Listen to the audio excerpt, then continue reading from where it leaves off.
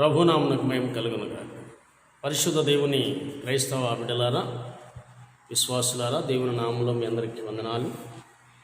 దేవుడు మిమ్మల్ని దీవించి ఆశీర్వదించునుగాక. ప్రియులారా,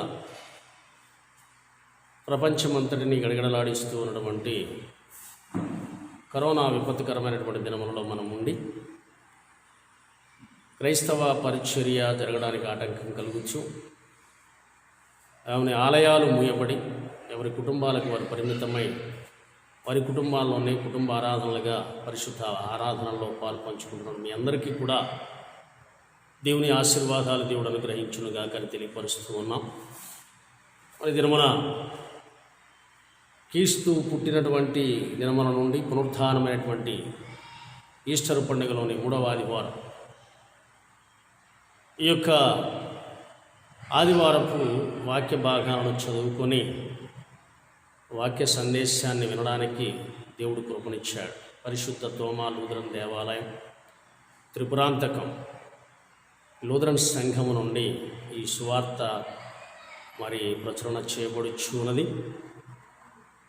ఈ యొక్క యూట్యూబ్ ద్వారా సువార్తను వినేటువంటి మీరు మరి త్వరగా ఈ యొక్క సువార్త యూట్యూబ్ ఛానల్ సబ్స్క్రైబ్ చేసుకుని సువార్తను వీక్షించి ఆత్మీయ మేలుల ఆశీర్వాదాలు పొందవలసిందిగా ప్రభునామమున కోరుచున్నాం. ఇది నా వాక్య భాగాలను జ్ఞాపకం చేసుకుంటే, పరిశుద్ధుడైనటువంటి పేతురు రాసినటువంటి మొదటి పత్రిక 2వ అధ్యాయం 11వ వచనం నుండి 20 వచనాల వరకును, భక్తుడైనటువంటి యోహాను రాసిన సువార్త 16వ అధ్యాయం 16వ వచనం నుండి 23వ వచనం వరకును ఈ విధముగా వ్రాయబడి ఉన్నామని తెలియపరుస్తూ ఉన్నాను. కాబట్టి ఆ వాక్య భాగాలను మీరు చదువుకోండి, వాక్య సందేశాన్ని విందాం. వాక్య సందేశానికి ముందు వచ్చిన ప్రార్థన చేసుకుందాం. పరిశుద్ధుడా, ప్రేమామయుడా, గొప్ప తండ్రి, నీకు వందనాలు. మమ్మలను, మా కుటుంబాలను, ప్రాంతాలను కాచి కాపాడి సంరక్షిస్తున్న విధానమును బట్టి నీకు స్తోత్రాలు చెల్లిస్తూ, మా రక్షక పరిశుద్ధ పునరుద్ధానంలోని 3వ ఆదివారం వర్తమానం అందించడానికి నీ ప్రియదాసునిగా అల్పుడనైనటువంటి నేను నీ సన్నిధిలో నిలబడించుకున్నాను. నోటిపూరగా వాడుకొని జ్ఞానయుక్తమైనటువంటి నీ మాటలు అందించండి. ఈ యొక్క సెల్ ఫోన్ యూట్యూబ్ ఛానల్స్ ద్వారా వీక్షిస్తున్నటువంటి సంఘ బిడ్డలు, విశ్వాసులు, క్రైస్తవ బిడ్డలందరికీ కూడా ఆత్మీయ ఆశీర్వాదం మీరు దయచేయమని, కరోనా విపత్తుకరమైనటువంటి దినములలో మమ్మల్ని కాపాడి సంరక్షించి కాయమని, మా కుటుంబాలకు, సంఘాలకు దీవెన కలుగ చేసి, మా సంఘ సభ్యులు, పెద్దలు, చిన్నలు, డెలిగేట్స్ అందరినీ దీవించి ఆశీర్వదించమని, ఈ కార్యం నీకు అప్పగిస్తూ ఉండగా మహిమ ఘనత ప్రభావమును తెచ్చుకోమని యేసుక్రీస్తు వారి పుణ్యనామను బట్టి అడిగి పెడుకొంచున్నాం తండ్రి, ఆమేన్. మన తండ్రి అయిన దేవుని నుండి, ప్రభు అయిన యేసుక్రీస్తు నుండి కృపయు సమాధానములు మీకు కలుగునుగాక, ఆమేన్. ప్రభునందు ప్రియమైనటువంటి వరలరా, పరిశుద్ధమైనటువంటి దేవుని నామంలో మీ అందరికీ కూడా శుభాలు తెలియపరుస్తూ మరొకసారి దేవుణ్ణి మహిమపరుస్తూ ఉన్నాం. దేవుని యొక్క కార్యాలు చాలా గొప్పవి. లోకానికి ఆయన రావడం, మానవాతారుడుగా జీవించటం, శ్రమ పడడం, మానవులందరి కొరకై మరణం పొంది పునరుద్ధానుడై తిరిగి లేచి దేవుని యొక్క పరిశుద్ధ స్థలంలోనికి చేర్చబడడం, తద్వారా మరలా తిరిగి వస్తానని వాగ్దానము చేయడం పరిశుద్ధ లేఖన గ్రంథాల్లో చూస్తూ ఉన్నాం. అయితే ఈ రోజున చెప్పబడినటువంటి మాటలలో క్రీస్తు ప్రభువారు మనతో మాట్లాడుచూ ఉన్నాడు. అయ్యలారా, నేను ఒక రోజును అనగా ఒక దినమును ఏర్పాటు చేస్తూ ఉన్నా. ఆ దినము కొరకు మీరు ఎలాంటి సిద్ధపాటు కలిగి ఉంటారు? అదే దర్శన దినం. ఆ దర్శన దినంలో మీరు ఎలాంటి సిద్ధపాటుతో నన్ను ఎదుర్కొంటారు? దాని కొరకైనటువంటి వాక్య సందేశాన్ని రోజున దేవుడు మనకు అందిస్తూ ఉన్నాడు. క్రైస్తవ బిడ్డలారా, విశ్వాసులారా, ప్రభు దర్శనం కొరకు నీవు ఎలాంటి సిద్ధపాటు కలిగి ఉన్నావు? క్రీస్తు ప్రభు వారైతే తన యొక్క సేవకుల ద్వారా ఒక మాట అంటున్నాడు. అయ్యలారా, మూలవాక్యాన్ని గమనిస్తే పేతురు రాసిన మొదటి పత్రిక 2వ అధ్యాయం 20వ వచనం అంటాడు, ఇందుకు మీరు పిలువబడితిరి, దర్శన దినమున ప్రభువును దర్శించటానికి విశ్వాసులందరూ కూడా పిలువబడ్డారు అనేటువంటి మూలవాక్యాన్ని మనము గమనిస్తూ ఉన్నాం. కాబట్టి ఎలాంటి క్వాలిటీస్ నిత్య జీవార్థమైనటువంటి మహిమలో ప్రవేశించడానికి, క్రీస్తు ప్రభువును దర్శించడానికి ఎలాంటి క్వాలిటీస్ మనలో ఉన్నాయి? మన పూర్వీకులైతే దైవ దర్శనము కొరకై నిరీక్షణ కలిగి ఉన్నారని వాక్యము చెప్పబడుచున్నది. ఆ నిరీక్షణ ఆదిపితరుడైనటువంటి అబ్రహాము ఆశించాడు. మోషే బండసందులలో నుండి చూసి తిరిగి ఆయన ప్రత్యక్షత కొరకు ఎదురు చూస్తూ ఉన్నాడు అని వాక్యము చెప్పబడుచున్నది. క్రైస్తవ విశ్వాస సమూహము నాటి ప్రవక్తలు కూడా క్రీస్తును చూడాలి, ఆయన దర్శన దినములో ఆయనను ఎదుర్కోవాలి అనేటువంటి ఆశ కలిగి ఉన్నట్లుగా మనము చూస్తూ ఉన్నాం. ప్రియులారా, ఆ ఆశ నీలో ఉన్నదా? అబ్రహామును గురించి క్రీస్తు ప్రభువారు చెప్పుచున్న మాట యోహాను సువార్త 8వ అధ్యాయము 56వ వచనం అంటాడు, అబ్రహాము నా దినము చూతునని ఎదురు చూచుచూ ఉండెను. అబ్రహాము ప్రభు దర్శనము కొరకు ఎదురు చూస్తూ ఉన్నాడని క్రీస్తు ప్రభువారే చెప్పుచూ ఉన్నాడు. ఎంత గొప్ప సంగతి! బండసందులలో నుండి చూసినటువంటి మోషే కూడా ప్రత్యక్షంగా చూడాలని ఎదురు చూస్తూ ఉన్నాడని తెలియపరుస్తూ ఉన్నాడు.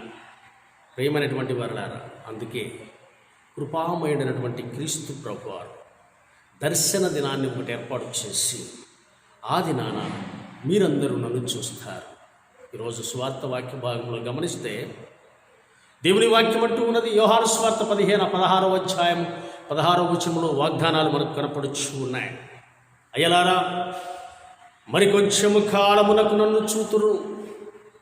16వ వచనం, 16వ అధ్యాయం 16వ వచనం, 16వ అధ్యాయం 17వ వచనం కూడా అయ్యలారా మరికొంచెము కాలమునకు నన్ను చూతురని 2 మార్లు పరిశుద్ధుడైనటువంటి క్రీస్తు ప్రభు తన విశ్వాసులను బలపరుస్తూ ఉన్నాడు. ఆ మాట ఎందుకు అంటూ ఉన్నాడో మనకు బాటంగా తెలిసి ఉండాలి. ఒకానొక దినాన నేను వస్తాను, ఆ దినాన మీరందరూ కూడా నన్ను చూస్తారు అనేటువంటి ఆశ కలిగి ఉన్నట్లుగా మనము చూస్తామున్నాం. అయితే ఆశ మీలో ఉన్నదా? పరిశుద్ధుడైనటువంటి క్రీస్తు తన వాక్యములు అంటాడు, 16వ అధ్యాయం యోహాను సువార్త 19వ వచనం అంటాడు, నన్ను చూతురని ఆలోచించుకొని ఉన్నారు. క్రైస్తవులారా, దేవుని చూడాలని మీకు ఆశ ఉన్నదా? ఆశ కలిగిన ప్రాణమును తృప్తిపరచువాడని నేను వాగ్దానం ఇస్తున్నటువంటి దేవుడు నన్ను చూడాలని ఆశ మీలో ఉన్నదా అని వాక్యం ద్వారా సెలవిచ్చుకున్నాడు. కాబట్టి ఆ దర్శన దినము కొరకై మనమందరము కూడా సిద్ధపాటు కలిగి ఉండాలి. అది కేవలం విశ్వాసులకు మాత్రమే. ఈ లోకములో విశ్వాస జీవితమును జీవించినటువంటి వారు పరిశుద్ధులైనటువంటి దేవుని చూడగలుగుతూ ఉంటారు. అంత మాత్రమే విశేషమైనటువంటి ఆధిక్యత వారికి దేవుడు ఇవ్వబోతూ ఉన్నాడు. వాగ్దానంతో కూడినటువంటి వరాలను వారికి ప్రసాదము చేయబోతూ ఉన్నాడు. ఏమిటి ఆ వాగ్దానం? ఏమిటి క్రీస్తు ప్రభు వారు తను విశ్వసించినటువంటి బిడ్డలకు ఇచ్చే ప్రమాణం? ద గ్రేట్ ప్రామిస్, గొప్ప ప్రమాణం చేస్తూ ఉన్నాడు. అయ్యలారా, మనము గమనిస్తే చూడండి, 16వ అధ్యాయం యోహాను సువార్త 22వ వచనం, మిమ్మును మరలా చూతును. ఎంత బలమైనటువంటి నమ్మకం అండి! సేవకులారా, విశ్వాసులారా, శిష్యులారా, నేను మరలా మిమ్మల్ని చూస్తాను. మిమ్మల్ని చూసే రోజు ఒకటి ఉంటుంది. కాబట్టి మీరు మమ్మల్ని చూసినప్పుడు, మీరు నన్ను చూసినప్పుడు, లేదా నేను మిమ్మల్ని చూసినప్పుడు మీరు సంతోషభరితులగుదురు. అంతేకాకుండా మీరు సంతోషంతో ఉన్నప్పుడు మీ యొక్క సంతోషము పరిపూర్ణమగినట్లు మీరు ఏది అడిగినను నేను దాన్ని దయచేయువాడనై ఉన్నాను. ఇది ప్రమాణం. క్రీస్తు ప్రభు వారు ఈ లోకంలో ఉన్నటువంటి విశ్వాసుల కొరకై సిద్ధపరచబడినటువంటి గ్రేట్ ప్రామిస్. మీరు నన్ను చూస్తారు, నేను మిమ్మల్ని చూస్తాను. మిమ్మల్ని చూసిన పిదప మీరు సంతోషభరితులవుతారు. నా తండ్రి మాకు వచ్చాడు. యేసుక్రీస్తు వారు పునరుద్ధారణై తిరిగి లేచి అనేక మందికి కనపడినప్పుడు శిష్యులందరూ ఒక చోట గుమ్మిగూడి ఏకాంత ప్రార్థన చేస్తూ ఉంటే తలుపులు తీయకుండానే లోపలికి ప్రవేశించినప్పుడు ఆయనను చూసి వారు సంతోషభరితులయ్యారు. కాబట్టి ఈ రోజున సంతోషము అనేటువంటి ఆత్మీయ సంతోషం, దేవుని చూడటం, ఆత్మీయ బలాన్ని వారు చేకూరుకోవడం, ఆత్మీయ బలాన్ని పొందుకోవడం, దాని కొరకే దేవుడు చెప్పుచున్నాడు, మీరు సంతోషంతో పరిపూర్ణులగినట్టు నన్ను అడిగుడి, మీకు సమస్తము నేను అనుగ్రహిస్తాను. కాబట్టి అది అండి ఈ లోక విశ్వాసులకు దేవుడిచ్చే సంతోష వాగ్దానం. దాన్ని పొందుకోవడానికి ఇష్టపడుచున్నామా? మనము ప్రభువును చూడకే ప్రభువును చూడడమే కాక ప్రభువు కూడా మనల్ని చూడగోరి చూడగలిగిన అమోఘమైనటువంటి అద్భుత విజయ ఆనందాన్ని దేవుడు మనకి ఇస్తూ ఉన్నాడు. అయ్యలారా, మీరు లోకం అశాశ్వతమైనది, యాత్రికులుగా ఉన్నారు, పరదేశులుగా ఉన్నారు. మన జీవిత యాత్ర కొనసాగించుచూ ఉన్నాము. ఎలాంటి విశ్వాసాన్ని కనపరుస్తూ ఉన్నాం? నీ యాత్రా జీవితంలో క్రీస్తును కలిగినటువంటి విశ్వాసము కలిగి మాదిరి జీవితాన్ని జీవించడానికి ఇష్టపడుచున్నావా? మెళుకువ కలిగి ఉండడానికి ఇష్టపడుచున్నావా? నిన్ను చూసినటువంటి వారు అభ్యంతరపడక, నిన్ను చూసి, నీ నడకను చూసి, నీ ప్రవర్తనను చూసి, నీ విశ్వాసమును చూసి వారు క్రీస్తు బిడ్డలని అంగీకరించడానికి విశ్వాసాన్ని కనపరచగలుగుచున్నావా? మోడల్ లైఫ్, జీవిత విధానం క్రైస్తవ బిడ్డలైనటువంటి మనకు ఎలా ఉన్నది? నీ మోడల్ లైఫ్ ఏమిటి? దర్శన దినమునకు యోగ్యుడు కాగలిగిన నీ జీవిత విధానం ఎలా ఉన్నది? రియాలిటీ ఇన్ బిలీవ్స్ లైఫ్, నిజ విశ్వాసములో నీ జీవిత విధానం ఎలా ఉన్నదో మాకు తెలియపరచు. దేవుడు అడుగుచున్నాడు. ఆ రీతిగా ఉండడానికి ఇష్టపడుచుకున్నావా? పరిశుద్ధుడైనటువంటి పేతురు భక్తుడు అంటున్నాడు, క్రైస్తవ విశ్వాసులారా, మీ బిలీవింగ్ విశ్వాసపు స్థితి ఎలా ఉన్నది? విశ్వాస సంబంధమైనటువంటి జీవితం ఎలా ఉన్నది? పేతురు రాసిన మొదటి పత్రిక 2వ అధ్యాయం 11వ వచనంలో అంటాడు, ప్రియులారా, మీరు పరదేశులను యాత్రికులై ఉన్నారు గనుక ఆత్మకు విరోధముగా పోరాడు శరీర ఆశలను విసర్జించుడి. ఆత్మకు విరోధముగా పోరాడు శరీర ఆశలను విసర్జించవలసిన వారై ఉన్నారు. ఎవరు అనగా విశ్వాస సంబంధమైనటువంటి సమూహం, విశ్వాస సంబంధమైనటువంటి బిడ్డలు శరీర సంబంధమైనటువంటి ఆశలను విసర్జించాలి. ఒకటి. రెండవదైతే పత్రిక లేఖన భాగంలో రోమాపత్రిక 13వ అధ్యాయం 12వ వచనం అంటాడు, రాత్రి చూడగలిగి, రాత్రి చాలా గడిచి పగలు సమీపంగా ఉన్నది గనుక మనం అంధకార క్రియలను విసర్జించి తేజస్సు సంబంధమైనటువంటి యుద్ధోపకరణములను ధరించుకుందాము రండి. అంధకార క్రియలను విసర్జించాలి. తేజస్సు సంబంధమైనటువంటి యుద్ధోపకరణములను క్రైస్తవ విశ్వాసులు ధరించుకోవాలి. పౌలు గారు కొలస్సీ సంఘానికి మరొక మాట అంటాడు, అయ్యలారా, శరీరేచ్ఛలతో కూడిన స్వభావమును విసర్జించి ఆయన యందు చేతులతో చేయబడిన సున్నతి పొందితిరి. కొలస్సీలకు రాసిన పత్రిక 2వ అధ్యాయం 11వ వచనం. శరీరేచ్ఛలతో కూడినటువంటి స్వభావమును విసర్జించాలి. ఈ లోక సంబంధమైనటువంటి లోకాశ, శరీరాశ, ఆ శరీరాశను మనం విసర్జించాలి. విసర్జించగలిగినప్పుడు దేవుని వెంబడించడానికి దేవుడు కృపను చూపిస్తూ ఉంటాడు. తిమోతికి రాసినటువంటి పత్రికలో తిమోతితో పౌలు గారు అంటాడు, తిమోతిని జ్ఞాపకం చేసుకో, అపవిత్రములైన ముసలమ్మ ముచ్చటలను విసర్జించి సంఘానికి చెప్పు. తిమోతికి రాసిన మొదటి పత్రిక 4వ అధ్యాయం 7వ వచనం, అపవిత్రమైనటువంటి ముసలమ్మ ముచ్చటలను విసర్జించి దేవభక్తి విషయంలో నీకు నీవే సాధకము చేసుకో. దైవభక్తి విషయంలో నీతియుక్తమైనటువంటి సాధన ప్రతి క్రైస్తవ విశ్వాసికి అవసరమై ఉన్నది. ప్రియులారా, అలాంటి క్రైస్తవ విశ్వాసమును చేపట్టి దేవుని స్వార్థను ప్రకటించడానికి ఇష్టలుగా ఉన్నామా? దేవుడు అంటూ ఉన్నాడు, ఈ లోకములో మానవులారా, మీరు పరదేశులను యాత్రికులై ఉన్నారు. ఈ లోకం మనకు అశాశ్వతమైనది. ఎక్కడ నుండి వచ్చామో, తిరిగి ఎక్కడికి వెళ్ళాలో దాన్ని నువ్వు జ్ఞాపకం ఉంచుకో. కాబట్టి మనము దేవుని సన్నిధానం నుండి ఈ లోకానికి పంపించబడి ఉన్నాము. అలాంటి జీవితం మనం కలిగి ఉన్నామా? రెండవ మాట అంటాడు, అయ్యలారా, మీరు పరదేశులను యాత్రికులై ఉన్నటువంటి భావముతో కూడి జీవించండి. పేతురు రాసిన మొదటి పత్రిక 1వ అధ్యాయం 17వ వచనంలో మాట అంటాడు, గమనించినట్లయితే మీరు పరదేశులై ఉన్నారని, మీరు పరదేశములో ఉన్నారు కాలము అనగా పరదేశులై ఉన్నటువంటి ఉన్నంత కాలము భయముతో గడపడి. ఈ లోకములో అశాశ్వతమైనది, పరదేశములో ఉన్నామనేటువంటి భయముతో గడపండి. ఈ లోకం అశాశ్వతమైనది కనుక ఇది నా దేశము కాదు, నేను పరదేశంలో ఉన్నాను, నా దేశం దేవుని యొద్ద ఉన్నది. కాబట్టి ఈ లోకంలో ఉన్నంతకాలం భయంతో, దేవుని ఎడల భయం, లోకం ఎడల భయం, పెద్దల ఎడల భయం, అలాంటి భయంతో మనం గడపడం వలన దేవుని సంబంధమైనటువంటి క్రియలను కలిగినటువంటి బిడ్డలుగా ఉంటాము అని దైవవాక్యము మనకు హెచ్చరిక చేస్తూ ఉంది. అందుకే ఎబ్రీ పత్రికలో పౌలు గారు అంటాడు, మన పితరులు పూర్వీకులైన వారు తాము భూమి మీద, అనగా మన పితరులైనటువంటి పూర్వీకులైనటువంటి వారు తాము భూమి మీద పరదేశులను యాత్రికులమై ఉన్నామని విశ్వాసము గలవారై మృతి పొందిరి. నిజమే, దేవుని వాక్యం అంటది ప్రకటన గ్రంథంలో, ప్రభునందు మృతునందిన మృతులు ధన్యులని పరలోకం నుండి ఒక స్వరము చెప్పగా వింటివి. కాబట్టి ప్రభువులో ఉండి మనం మరణమందాలి. మన పూర్వీకులైనటువంటి పితరులు కూడా ఎబ్రీ పత్రిక 11వ అధ్యాయం 11వ వచనం అంటాడు, తాము భూమి మీద పరదేశులను యాత్రికులమై ఉన్నామని విశ్వాసము గలవారమై మృతి పొందిరి. విశ్వాసములో మనం పాలు పంచుకోవాలి.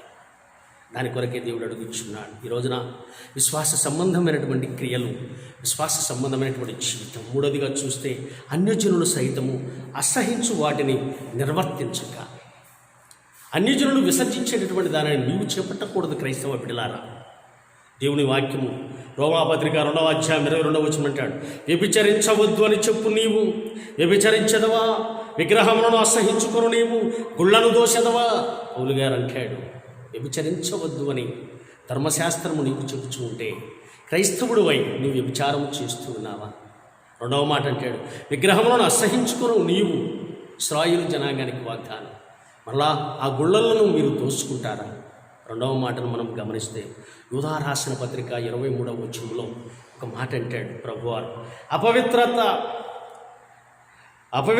పవిత్రతను ఏమాత్రము ఒప్పుకొనక దాన్ని అసహించుకొనొచ్చు భయముతో కొందరిని కరుణించుడి. అపవిత్రతను విడిచిపెట్టండి, భయముతో కొందరిని చేర్చుకోండి. అది విశ్వాస జీవితంలోని లక్షణం. అపవిత్రులైన వారిని విడిచిపెట్టండి, అపవిత్రతను విడిచిపెట్టండి, భయముతో కూడినటువంటి విశ్వాసముతో ఉన్నటువంటి వారిని కొందరిని మీరు చేర్చుకోండి అంటాడు. కాబట్టి అన్యజనులు సైతము అసహించు వాటిని మనము వెంబడించకూడదు. నాలుగవదిగా చూస్తే మూర్ఖుల నోరు మూయించాలి. రోమాపత్రిక 1వ అధ్యాయం 22వ వచనం అంటాడు, వారి అవివేక హృదయం అంధకారమాయను, తాము జ్ఞానులమని చెప్పుకొనుచు బుద్ధిహీనులైరి. వారితో మనం సాంగత్యము చేయగలరా? అవివేకులు వారందరికి వారే వెచ్చించుకుంటారు, వారందరికి వారే మేము జ్ఞానులమని తలంచుకుంటూ బుద్ధి చెప్పుకుంటూ ఉంటారు. అలాంటి వారిని బుద్ధిహీనులని జ్ఞాపకము చేసుకోండి. 5వ మాటగా చూస్తే దుష్టత్వాన్ని కప్పిపెట్టక ఖండించాలి. క్రైస్తవ విశ్వాసంలో దుష్టత్వాన్ని కప్పిపెట్టక దాన్ని ఖండించాలి. ఖండించలేకపోతే స్వార్థ పరిచర్య చేయలేము. విశ్వాస జీవితంలో నిజాయితీ కనపడదు. దానిని మనము జ్ఞాపకం చేసుకోవాలి. కాబట్టి దుష్టత్వాన్ని విడిచిపెట్టాలి, ఖండించాలి. కొరింథీయులకు రాసినటువంటి 1వ పత్రిక 15వ అధ్యాయం 33వ వచనం అంటాడు, దుష్ట సాంగత్యము మంచి నడవడిని చెరుపును. క్రైస్తవ విశ్వాసులు మంచి నడవడి కలిగిన వారైతే వారు ఎప్పుడైతే దుష్టత్వాన్ని వెంబడిస్తారో ఈ మంచి నడవడి అంతా కూడా చెరిపివేయబడుతుంది. కాబట్టి ఇక్కడ వాక్యం అంటున్నాడు పౌలు గారు, దుష్ట సాంగత్యము మంచి నడవడిని చెరుపును. యాకోబు పత్రిక 1వ అధ్యాయం 21వ వచనం అంటాడు, అందుచేత సమస్త కల్మషమును విర్రవీగుచున్న దుష్టత్వమును మాని లోపల నాటబడి మీ ఆత్మలకు రక్షించుకొనుటకు వాక్యమును సాత్వికముతో అంగీకరించుడి. లోపల హృదయములో అంగీకరించబడేటువంటి వాక్యాన్ని మీరు నాటుకోవాలి. ఉదారంగు పొడి అమ్ముచున్నటువంటి స్త్రీ, అయ్యలారా మీ వాక్యము వినప్పుడు నా హృదయము తెరవబడెను. కాబట్టి ఇక్కడ వాక్యము సాత్వికముతో అంగీకరించడం ద్వారా హృదయము తెరవబడాలి. దాని లోపల ఈ వాక్యం అనేటువంటి విత్తనము నాటబడాలి. అది ఫలించి నూరంతర జీవితాన్ని పొందాలి. కాబట్టి ప్రియులారా, క్రైస్తవ విశ్వాస జీవితంలో మనము పొందుకోవలసినటువంటి క్రైస్తవ సంబంధమైనటువంటి క్రియలు ఇవన్నీ కూడా, ఈ 5 క్రియలు మనము కలిగి ఉన్నామా? అభ్యాస ప్రక్రియగా అలవర్చుకోవలసినటువంటి కొన్ని ఆలోచనలు దేవుడు మనతో చూపించుకున్నాడు. క్రైస్తవ జీవితంలో దినదినము అభ్యాసన చేయాలి. ప్రాక్టికల్ లైఫ్ అనగా ఒకసారి మరొకసారి దినదినము దానిని నూతనపరచుకోవడం అనేటువంటిది మనకి మంచిది. అందుకే దేవుని వాక్యం అన్నది బిహేవియర్. క్రైస్తవ బిడ్డ, ఓ క్రైస్తవ విశ్వాసి, ఓ క్రైస్తవ స్త్రీ, నీ మంచి ప్రవర్తన ఎలాంటిది, నీ బిహేవియర్ ఎలా ఉన్నది, ఒకసారి నిన్ను నీవు జ్ఞాపకం చేసుకో. క్యారెక్టర్, సత్క్రియలయందు ఆసక్తి కలిగి ఉన్నావా? లోక సంబంధమైనటువంటి క్రియలయందు ఆసక్తి కలిగి ఉన్నావా? నీ క్యారెక్టర్, అతడు మంచివాడు, అతడు నడవడిక మంచిది అని చెప్పగలిగేటటువంటి పేరును, కీర్తిని మనము సంపాదించుకోగలుగుతున్నావా? మూడవదిగా చూస్తే ఒబీడియన్స్, విధేయత. దేవునికి ఎంతమంది విధేయత చూపించగలుగుతున్నాం? దేవుని వాక్యమునకు ఎంత విధేయత మనం ఇవ్వగలుగుతున్నాం? రాజ్యాధికారానికి లోబడుచున్నామా? క్రీస్తు ప్రభు వారే రాజ్యాధికారానికి లోబడి పరిసయ్యులు సుంకపు మెట్టుదారులు అడుగుచ్చినటువంటి ప్రశ్న, అయ్యా మీ క్రీస్తు లోకపు సంబంధమైనటువంటి పనులు కట్టడా అని అడుగుచున్నారు. అది కట్టవలసినటువంటి ఆవశ్యకత ఉన్నది కనుక లోకాధికారులకు లోబడి తన మరణం పొందాడు. లోకాధికారుల చేత సిలువ వేయబడ్డాడు. కాబట్టి మనం కూడా లోకాధికారులకు లోబడాలి. ఒబీడియన్స్, విధేయత చూపించాలి. దేవుని చిత్త ప్రకారమైనటువంటి జీవితాన్ని మనం జీవించాలి. దేవుడు నీకు నాకు చూపిస్తూ ఉన్నాడు. దేవుని చిత్త ప్రకారమైనటువంటి జీవితం, ఫెయిత్ఫుల్ లైఫ్, విశ్వాస సంబంధమైనటువంటి జీవితం, దాన్ని మనం జీవించాలి. అలా ఉండడానికి అభ్యాస ప్రక్రియ క్రీస్తునందు విశ్వాసులు ఏర్పరచుకోవాలి. 1 obedience, 2 behaviour, 3 character, 4 faithful life. ఇలాంటి జీవితాలు. 5 ఫ్రెండ్లీ లైఫ్, సహోదర ప్రేమ. దేవుని వాక్యము సంపూర్ణమవుట కొరకై ఒకటే మాట చెప్పుచున్నది, నిన్ను వలె నీ పొరుగు వారిని ప్రేమించు. అలాంటి ప్రేమించడానికి ఇష్టత కలిగి ఉన్నామా? దర్శన దినము యోగ్యత కలిగిన వారమై ఉండడానికి ఇష్టపడచ్చు ఉన్నామా?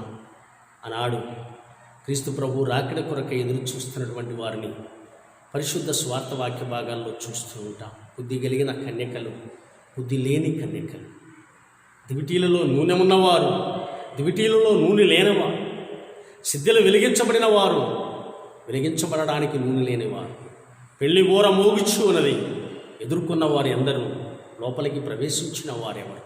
కాబట్టి దర్శన దినము కొరకై ఆత్మీయ క్రియలు కలిగి పరిశుద్ధుడు చూడగలిగేటటువంటి అర్హత, పెండ్లి కుమారుడుగా వరుడుగా రాబోతున్నటువంటి క్రీస్తును ఎదుర్కోవడానికి నీ సిద్ధలో నూనె ఉన్నదా? ప్రియులారా, విశ్వాసి సంఘజీవి, సంఘములోను, కుటుంబంలోను, వ్యక్తిగత జీవితంలోను యేసుకు మహిమ తేగలిగే జీవితం జీవించుట ఎడలా మన ఎడల దేవుని ఆశీర్వాదము తోడై ఉన్నది. అందుకే విశ్వాసులను దేవుడు తన కృప చేత ఏర్పరచుకున్నాడు. అందుకే వాక్యములు అన్నాడు, మీరు దీని కొరకై పిలువబడి ఉన్నారు.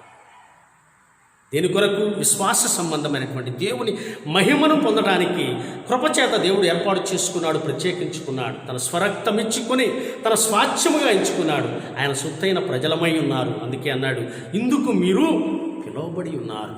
పేతురు రాసిన మొదటి పత్రికలో మనం చూస్తూ ఉన్నాం. 2వ అధ్యాయం 20వ వచనంలో. ప్రియమైనటువంటి దేవుని బిడ్డలారా, దేవుని యొక్క విశ్వాస జీవితంలో క్రైస్తవుడు ఎందుకు పిలువబడినో గుర్తెరుగుటయో ఆ దినము కొరకై ఎదురు చూస్తయో చాలా ఆశీర్వాదం అండి. దేవుని దర్శన దినమున లెక్కప్పగించవలసిన బాధ్యత ఉన్నది. ఎంతోమందిని పిలిచాడు. ఆహ్వానించబడిన వారెందరూ, ఆహ్వానం లేక తీసుకుని రాబడిన వారెంతమంది. దేవుడికి గొప్ప విందును చేశాడు. తన ఆత్మీయుల యొద్దకు వెళ్ళి ఆహ్వానం పలికాడు. వారందరూ కూడా కుట్టి సాకులు చెప్పి వెళ్ళిపోయారు. కానీ తన దాసుడి ద్వారా పిలువబడి వీధులలోనూ సొంత వీధులలోనూ వారిని తీసుకుని వచ్చి తన యొక్క శాలను నింపి ఆత్మీయ విందును ఇచ్చాడు. ఆత్మీయులైనటువంటి విశ్వాసులు అనుకుంటూ ఉన్నాడు. నా వారు అనుకున్నటువంటి వారందరూ కూడా విసర్జించబడినప్పుడు పైన ఉన్నటువంటి దేవుడు పొరుగు వారైనటువంటి వారిని పిలిచి తన కార్యమును నెరవేర్చాడు. అలాంటి మహిమ కలిగినటువంటి దేవుడు. కాబట్టి ప్రియులారా, ఆ దినము రాకముందు, ఏ దినమండి? ఆ దర్శన దినము రాకముందు యోగ్యత సాధించుకున్నటకు మనమందరము కూడా ఎలాంటి కృప కలిగి ఉన్నాం, ఎలాంటి విశ్వాసాన్ని చూపించగలిగి ఉన్నాం. ప్రియులారా, అన్యజనులు మిమ్మల్ని ఏ విషయంలో దుర్మార్గులని దూషింతురో ఆ విషయంలో సత్క్రియలను చూసి దేవుని మహిమపరచినట్లు విశ్వాస జీవితంలో సత్క్రియలను ఆసక్తి కలిగి జీవించడానికి ప్రయత్నము చేయండి.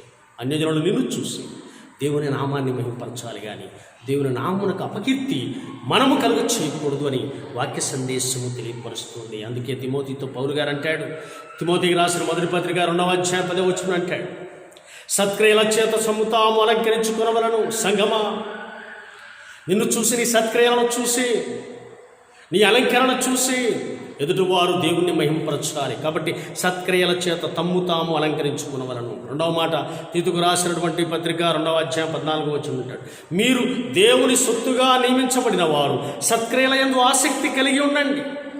దేవుని సొత్తుగా దేవుడు స్వరక్తాన్ని ఇచ్చాడు, వెల చెల్లించాడు, కొనుక్కున్నాడు. కాబట్టి మీరు ఆయన బిడ్డలై ఉన్నారు. ఆయన బిడ్డలై ఉన్నారు కనుక మీరు జ్ఞాపకం చేసుకోండి. దేవుని సొత్తుగా మీరు ఏర్పాటు చేయబడి ఉన్నారు. సత్క్రియల యందు ఆసక్తి కలిగి ఉండండి విశ్వాసులారా, క్రైస్తవ బిడ్డలారా, జ్ఞాపకం చేసుకోండి. మూడవదిగా చూస్తే దేహముతో దేవుణ్ణి మహిమపరచుట. పెదవులతో కాదు, నోటి మాటలతో కాదు, నీ హృదయంలో దేవుని మహిమపరచుట, నీ దేహముతో దేవుణ్ణి మహిమపరచాలి.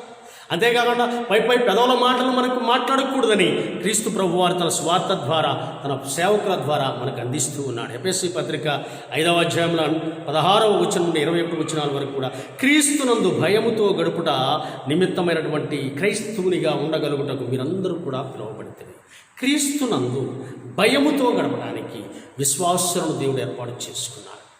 విశ్వాసులను దేవుడు ఏర్పాటు చేసుకున్నాడు. అలాంటి విశ్వాస జీవితం, క్రైస్తవ్యం ఎడల నీకున్నటువంటి ప్రేమ, క్రైస్తవ్యం ఎడల నీకున్నటువంటి బాధ్యత మనము గుర్తించగలుగుచున్నామా? పాత నిబంధన లేఖన భాగంలో సంఖ్యాకాండం 25వ అధ్యాయము 10వ వచనం నుండి మనము చూస్తే అహరోను కుటుంబాన్ని సాదృశ్యముగా మనము ధ్యానిస్తూ ఉన్నాం. అహరోను కుటుంబంలోని కుమారుడైనటువంటి యాజకుడైనటువంటి అహరోను మనవడైనటువంటి ఎలియాజరు కుమారుడైనటువంటి ఫినెహాసును గురించి యెహోవా అంగీకరించినటువంటి సత్యాన్ని మనం గమనించవచ్చు.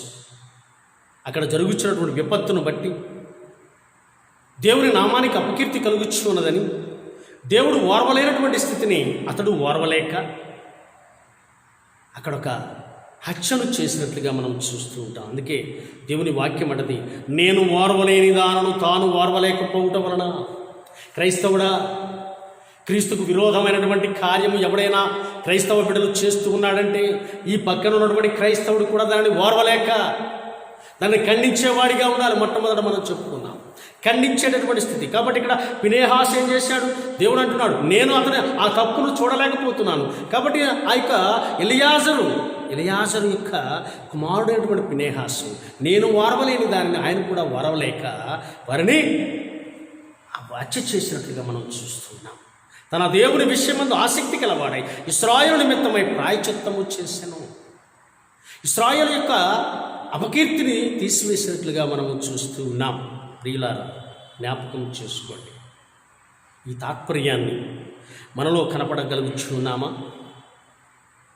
ఈ యొక్క ఆలోచన మనలో ఉన్నదా? క్రైస్తవ విశ్వాసాన్ని బట్టి యెహెజ్కేలు గ్రంథం 35వ అధ్యాయం 15వ వచనం అంటాడు, ఇతరులు పాడైపోవుట చూసి నీవు సంతోషించువి గనక నీకును ఆ ప్రకారమే చేసేదను. ఎవరు వారు అనగా ఎదోము, సేయీరు, ఏశావు సంతానం. ఇశ్రాయేలు ప్రజలకు కలిగినటువంటి విపత్తును చూసి వాళ్ళు వారవలేక ఉన్నారు కనుక దేవుడు వారిని చూసి అంటున్నాడు, ఇతరులు పాడైపోవడం చూసి నువ్వు సంతోషిస్తున్నావు. క్రైస్తవ జీవితంలో అది మంచిదా? వాడు పాడైపోవాలి, వాడు నాశనం ఉండాలి అనేటువంటి ఆలోచన క్రైస్తవ జీవితంలో ఉండకూడదు. పిల్లలు ఇతరుల మేలు కోరాలి. అపవాది అయినటువంటి సాతాను వలె నీ సాతాను క్రియలు చేయకూడదు. నీ పొరుగు వారిని ప్రేమించు. అందుకే క్రీస్తు ప్రభు వారు అన్నాడు, అయ్యలారా, నీ విశ్వాసం గొప్పతనంలో దేవుని బలిపీఠమును తొక్కి వచ్చి నీవు అర్పణ అర్పించినప్పుడు మొట్టమొదటి నీ ప్రతివాదితో సమాధానపడి వచ్చి నీ అర్పణ చెల్లించు. అప్పుడు నీవు ఆశీర్వదించబడతావు. ప్రతివాదితో విధాంత వాదన పెట్టుకుని ప్రతివాదిని పలకరించలేక, ప్రతివాది ఎడల ప్రేమను చూపలేక ఉన్నటువంటి నీవు ఏమి చేయగలవు? ఎదోము రాజ్యం, సేయీరు మన్యం, ఈ రెండు కూడా ఇశ్రాయేలు ప్రజలను బట్టి అసూయపడ్డారు. వారు పాడైపోవడం చూసి వారు సంతోషించారు. చివరికి ఆ గతి వారికి కలిగినప్పుడు ఎంత దుఃఖం! ఇదిగో ఈ తప్పు నేను చేశాను, తిరిగి నాకే వచ్చింది. అలాంటి జీవితం మనలో ఉన్నదా? ఇతరులు దుఃఖపడుచుంటే సంతోషించే మనసు మనలో ఉండకూడదు. వారి దుఃఖంలో పాలు పంచుకునే వారంగా ఉండాలి. శ్రేయస్కరమైనటువంటి ఆలోచన వారికి చెప్పాలి. మంచి మాటల ద్వారా వారిని ఓదార్చాలి. అంతేగాని వారిని చూసి సంతోషపడకూడదు. దేవుని దీవెన దర్శన దినమునకు సిద్ధపరచగలమా? అలాంటి దీవెన మనం సిద్ధపరచుకున్నాం. ప్రియులారా, ఈ దినమే దేవుడు నిన్ను నన్ను అడుగుచున్నాడు. జ్ఞాపకం చేసుకోండి. శాపము, పరలోక రాజ్య సంబంధులు, సేయీరు మీదకి, ఎదోమీల మీదకి శాపం. అలాంటి పరలోక రాజ్య సంబంధమైనటువంటి ఆలోచన మనం కలిగి మంచి క్రియలు చేయాలి తప్ప అసహ్యపడకూడదు.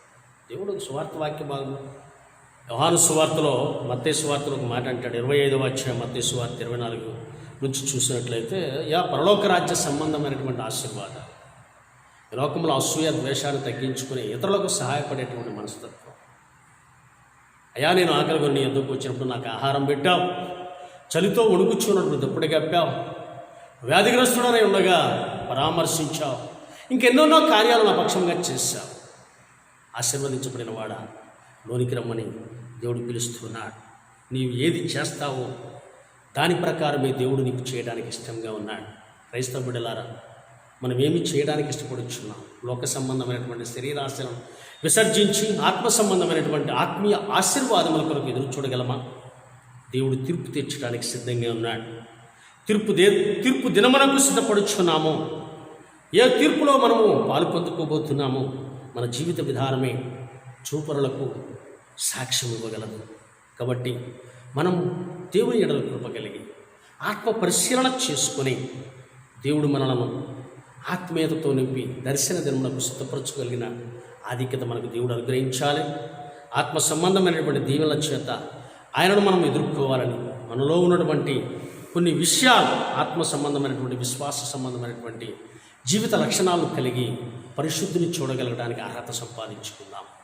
అలాంటి అర్హత నీలో ఉన్నదో చెప్పబడినటువంటి వాక్య భాగమును బట్టి మనల్ని మనం పరిశీలన చేసుకుంటూ నీ క్రియలను సరి చేసుకుంటూ నీతియుక్తమైనటువంటి క్రియలు కలిగి పరిశుద్ధుని దర్శన దినమును నీవు చూసి ఆయన నిన్ను చూసి నీవు సంతోషభరితులై ఆయనను నీవు అడిగినప్పుడు సమస్తము నీకు దయచేసి సమృద్ధిపరచబడడానికి దేవుడు కృపా సహాయం మనకు అనుగ్రహించులాగా దేవుడి సన్నిధి మన ఎల్లవేళలా తోడై ఉండునుగాక. ఆమేన్. సమస్త జ్ఞానములకు మించిన దేవుడి సమాధానం మీ హృదయములకు తలంపులకు కావలి ఉండునుగాక. ఆమేన్. చిన్న ప్రార్థన చేసుకుందాం. తలలో వచ్చండి. పరిశుద్ధుడా, ప్రేమ నమ్మకమైనటువంటి మా గొప్ప తండ్రి, ఇప్పటి వరకు నీ వాక్య సందేశం ద్వారా మమ్మలను కదిలింపచేశారు. ఆత్మ పరిశీలన ఇదిగో నాయన, నీ వచ్చు దినమును మాకు తెలియపరిచారు. దాని కొరకై విశ్వాసులు ఏ రీతిగా సిద్ధపడాలో ఆత్మీయ క్రియలను మాకు బయలుపరిచారు. ఆ రీతిగా మేము ఉండడానికి మాలో ఉన్న అతిశయాన్ని తీసివేసుకుని, అపవిత్రతను తీసివేసుకుని, విశ్వాస సంబంధమైనటువంటి కవచాన్ని మేము ధరింపచేసుకుని నిన్ను ఎదుర్కొని ఆ దర్శన దినమున సంతోషభరితులమై మేము పొందుకోవలసినటువంటి మేలులు అడిగి పొందుకోవడానికి నీ కృపా సహాయమును మాకు అనుగ్రహించమని మా సంఘమును, సంఘ కుటుంబాలను, బిడ్డలను, సంఘ పెద్దలను, సంఘ నాయకులను, డెలిగేట్స్ను, ఆ రీతిగా క్రైస్తవ విశ్వాస బిడ్డలను, యవన బిడ్డలను, విద్యార్థులను అందరినీ దీవించి ఆశీర్వదించి కరోనా విపత్తు దినముల నుండి కాపాడమని, సమస్త విషయాల్లో తోడుగా ఉండమని, సంఘములో ఎవరెవరు ఎలాంటి ఆలోచనలు కలిగి ఉన్నారో అటు బిడ్డలందరికీ కూడా నీ ఆత్మీయ వరముల నుంచి ఆశీర్వదించమని, శారీరక బలహీనతలు, అనారోగ్యాలు తీసివేయండి. గర్భిణీ స్త్రీలు, పసిబిడ్డల బాలింతలు, గర్భఫలముల కొరకు ఎదురు చూసేవారు, వృద్ధ తల్లులు, తండ్రులు అందరినీ కూడా దీవించి ఆశీర్వదించి ఈ యొక్క మా సంఘ పరిచయను మీరు ఆశీర్వదించి అభివృద్ధిపరిచి ఆత్మీయ కార్యంలో పాల్పంచుకున్న ప్రతి బిడ్డకు దీవెన ఆశీర్వాదం మీరు నుంచి ఇదిగో నాయన అంతము దినమున నీ యొక్క దర్శన దినము కొరకే సిద్ధపాటు కలిగి మెలుకు కలిగి ఉండే బిడ్డలుగా మమ్మల్ని అంగీకరించమని యేసు పుణ్యనామను బట్టి అడిగి పెడుకుంటున్నాము తండ్రి. Amen. Amen. Thank you. God bless.